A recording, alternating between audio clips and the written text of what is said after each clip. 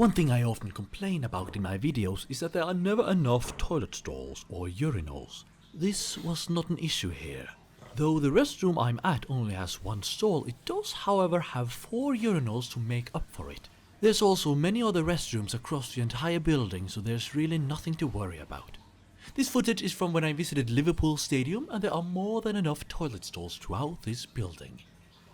This time I'm going to start inside the stall. What I really liked at this restroom was the palette. It's dominated by red, which is, by the way, brilliantly repeated throughout the restroom, followed by white with also some grey here and there. Their palette choice is very fitting for a toilet at the Liverpool Stadium, and I'm proud that they went with this choice, as they could have easily gone for something very plain and standard. It tells me that someone has put some thought into designing this restroom, and I therefore expect the same intelligence to be reflected through other choices as well as I explore the remaining parts of this restroom. One thing you'll notice after you enter and close the door to the stall is that there is a coat hanger on the door. Very nice, another intelligent and thoughtful choice. There are many times people will go to the toilet with long coats or jackets, and due to the lack of coat hangers, they're stuck with having to lay it on their lap, or even worse, put it on the floor, which you would of course never wish to do.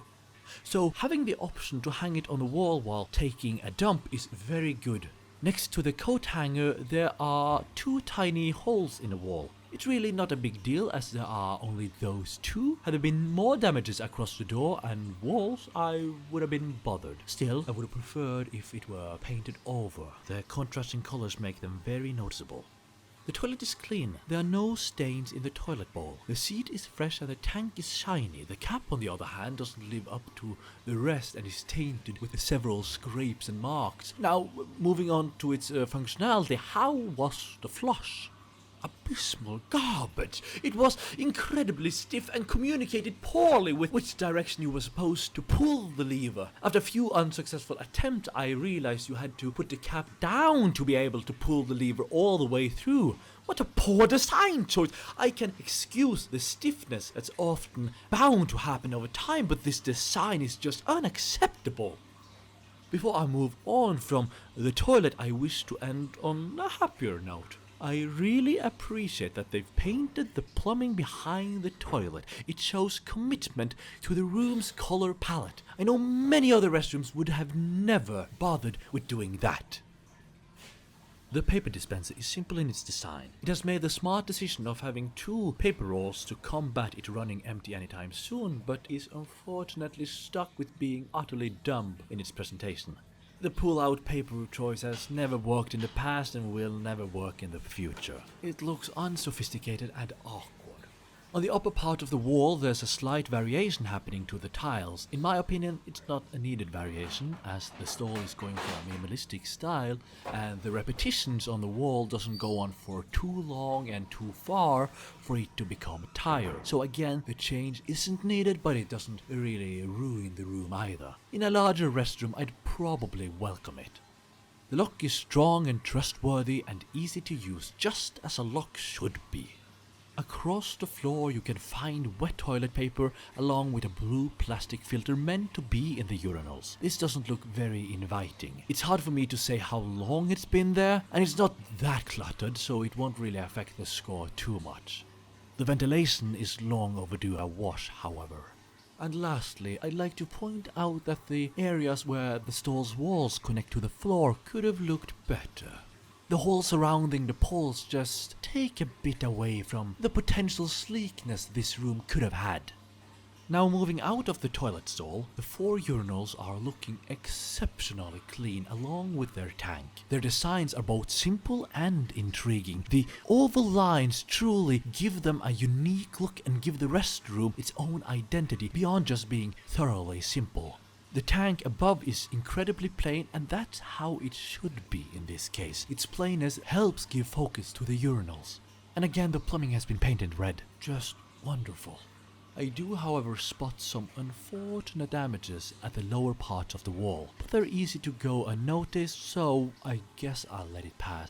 I only really notice it because I'm looking at everything in here, but it should still be fixed ASAP.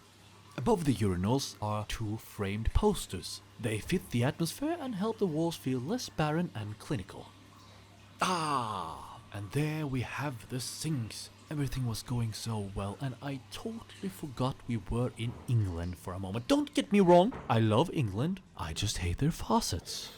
I believe they worked as well as they can. I have no footage of it, so I'm assuming they were decent. The sinks are simple and they nicely match their urinals, but lack the same creativity. I believe they could have done something more interesting with the lines and angles on the inner ring. But, as it is, it's quite fine.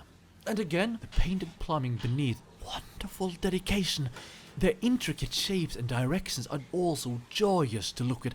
I'm undecided on whether they're too distracting, but them sharing the wall's color helps drown them in its background like a good chameleon. There are more than enough soap dispensers, which makes me incredibly happy. However, their designs are not consistent. I personally find the one to the right to be the most fitting for this restroom, as it matches the tank above the urinals. The other two are as bland and predictable as you can expect them to be. Still better than a bottle on the sink, of course. These two different soap dispenser designs are, however, a great example for differentiating between good simple and bad simple.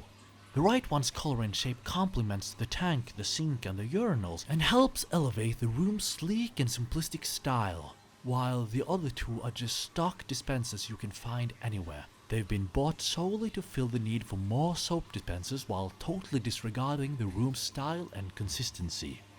As you probably noticed, the paper dispenser shares the same lame design. I've already ranted about this design, so I'll just say this regarding the dispenser. I'm glad it's not an hairdryer. Below is a red trash can well fitted with the room's palette. Two small round mirrors. I like that they're round, gives it character. Its friendlier approach makes you feel more at ease as well. I personally prefer bigger ones cause they help the room feel less confined that way. However, I do not think big mirrors would have worked well in here, as their size and placement are perfect in relation to the sinks, and any small changes would have put off the balance. As the sign right above the mirrors does. Let me just pause the video for a second. To me, with everything going on in this image, from the plumbing to the sinks to the soap to the mirrors, the sign is a tipping point for me. It clutters their simplicity and makes the whole presentation feel noisy. It's not that big of an issue as I make it out to be, but it's still an issue nonetheless. I'm fine with the sign itself, just have it be somewhere else in the room.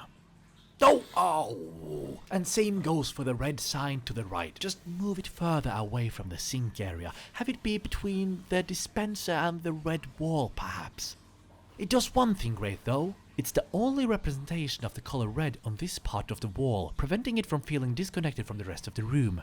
The message on the sign itself feels a bit redundant though. Please wash your hands. Thank you. People know they should wash their hands after a trip to the toilet.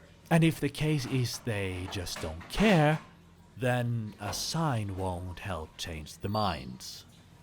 Beneath and below the sign and the soap dispenser, there's something weird going on with the tiles. Might be a cover-up job for some broken ones. I have nothing but respect and admiration for this part of the wall. I've seen so many restrooms not deal with their broken tiles that it's just absolutely amazing to finally see one that does.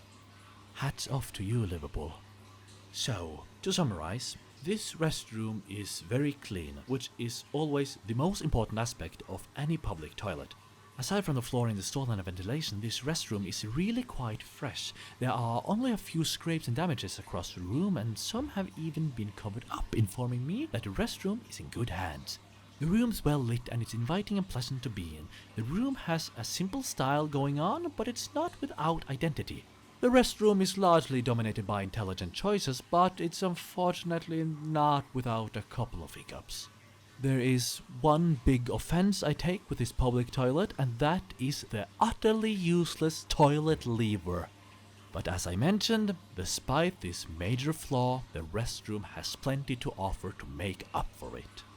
So, I hereby grant this toilet a score of 7.5 out of 10. Good work, Liverpool Stadium. I hope all your other restrooms are as well composed as this one was. Until next time, be kind. Vale.